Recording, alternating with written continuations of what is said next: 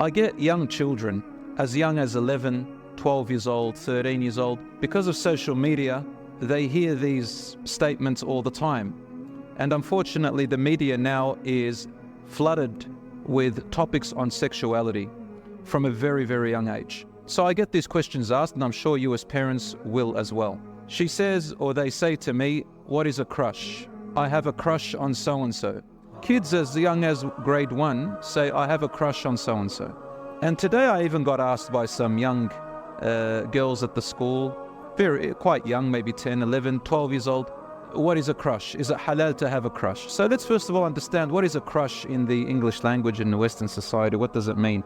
So if you look up the dictionary, anything, the Oxford or the Merriam-Webster, or you look up the Cambridge or the any kind of English dictionary, and you'll find a similar meaning, which means a crush is a strong and intense feeling which makes you think that you like someone, but it is temporary, and usually you like someone who you know is highly unlikely you will ever be with. This thing called a crush can take you into seriously dangerous areas from an Islamic perspective and from an emotional, mental perspective. People with crushes can get obsessed with their crush.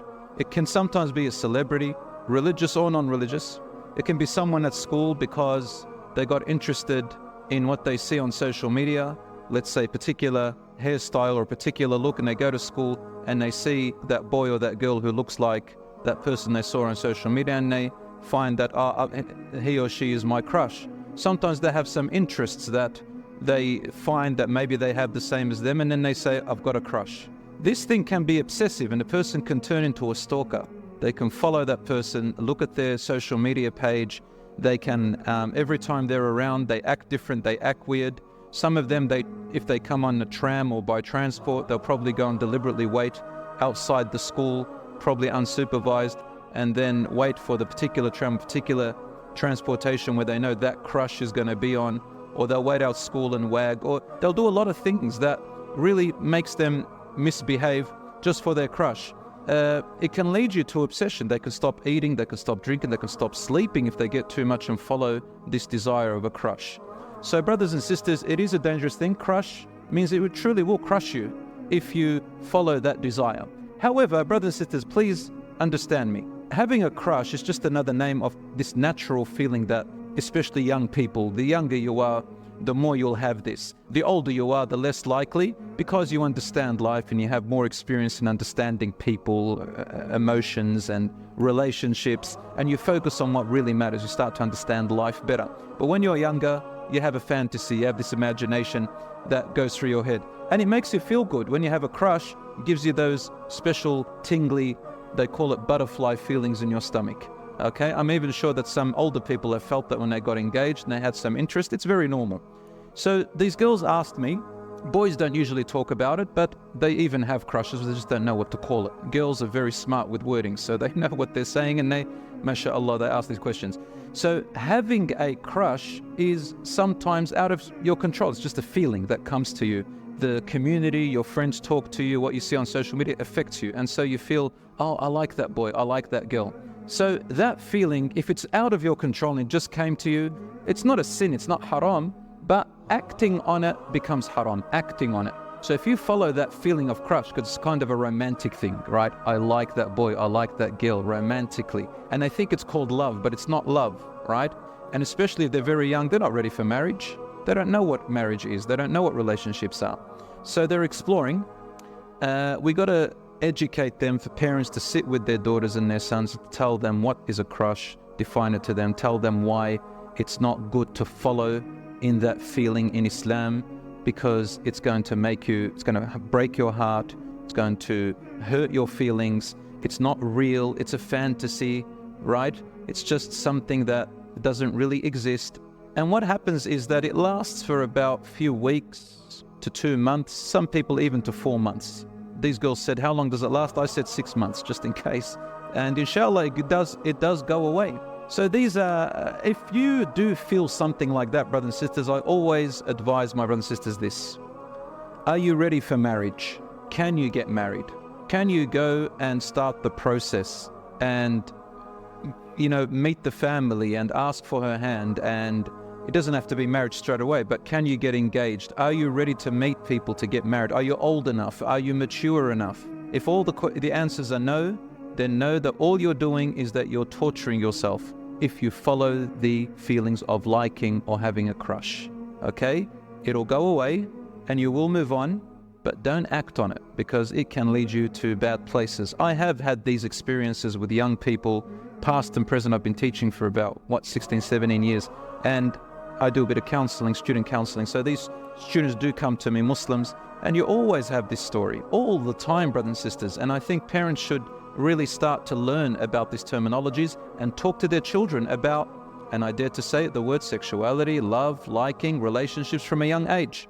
Talk to them about puberty from the age of 9 or 10, even 8, for the girls especially because they reach puberty before boys. Talk about these topics and let it be a normal topic that you as parents can talk with your children. Children talk with your parents.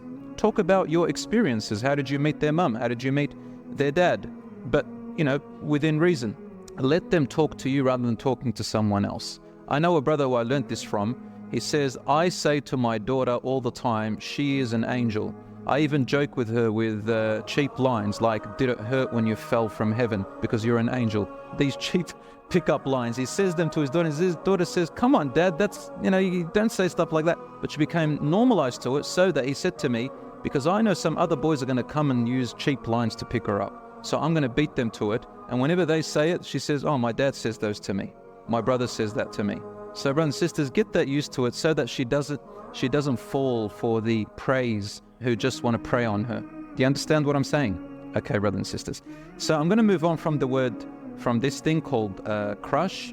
And by the way, love really comes after you've met somebody and you've lived together for a while.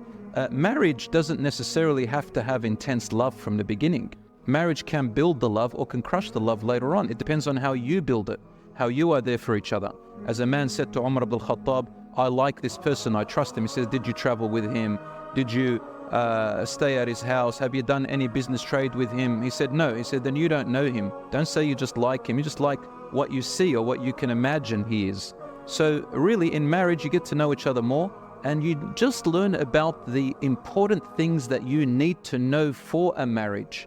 And understand that when you marry someone, you're bringing two families together. Sometimes you're bringing tribes together. Tribes. Some people, Lebanese, Turkish, Somalian, marrying Asian, whatever. Islam allows all these types of marriages and makes no distinction so long as you are compatible and you're good for each other. We bring countries together through marriage. It's not just you and him or you and her. It's not Hollywood where you both hold hands and walk out into the sunset as if the whole world doesn't exist. You have families together. So talk to older people. Talk to wise people.